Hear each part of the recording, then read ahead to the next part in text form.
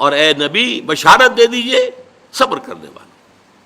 تو یہ تو ہے بھوک، فقر و فاقہ.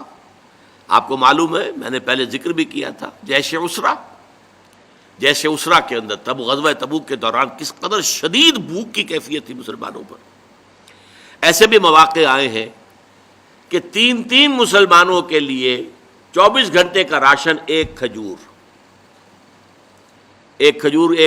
ایک صحابی نے، ایک مسلمان نے منہ میں رکھ کے تھوڑی دیر چوس لی، پھر دوسرے کو دے دی، پھر دوسرے نے چوس لی، کچھ گلوکوز پہلے کو مل گیا، کچھ دوسرے کو مل گیا، پھر تیسرے کو مل گئی.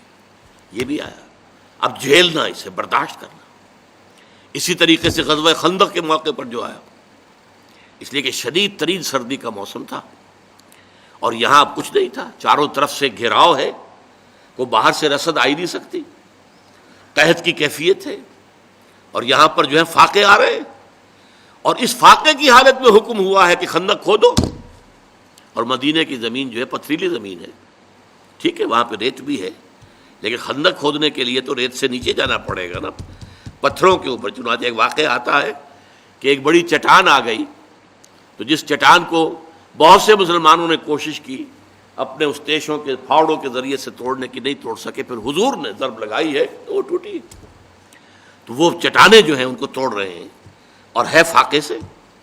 تو لوگوں نے اپنے پیٹوں کے اوپر پتھر باندھے ہوئے اپنی چادروں کے ساتھ کس لیے ہیں، تاکہ ایک تو وہ کہ ہنگر پینز نہ ہوں، وہ جو پیٹ کے اندر مروڑا اٹھتا ہے درد کی وجہ سے. اگر معدہ خالی ہے تو وہ تو احتجاج کرے گا، لیکن اس بوجھ تلے اس کو لے آئے، پتھر تلے، تو وہ جو ہے اس میں وہ کیفیت پیدا نہیں ہوگی، کمر دوہری نہ ہو جائے. اور جب حضور سے شکوہ کیا کہ حضور دیکھیے اب ناقابل برداشت ہو رہا ہے معاملہ، دیکھیے کرتے اٹھا کے لوگوں نے دکھایا، ہم نے پتھر باندھے ہوئے. آپ نے اپنا کرتا مبارک اٹھا کر دکھایا، وہاں 2 پتھر بندھے ہوئے. یہ کیفیتیں ہیں کہ جن میں سے گزرے ہیں محمد الرسول اللہ والذین معہ، حضور بھی اور حضور کے ساتھی بھی.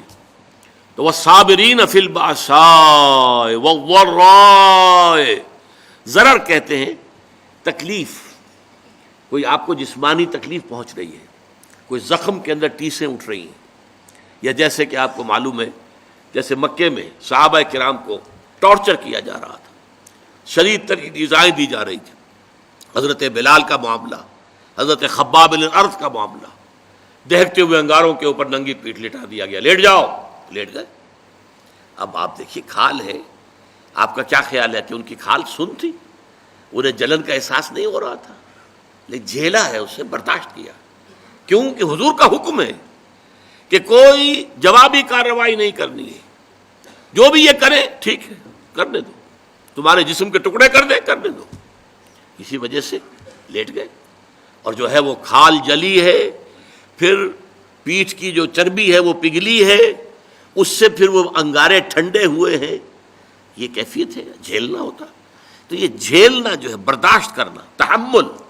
والصابرین فی البأساء والضراء وحین الباس،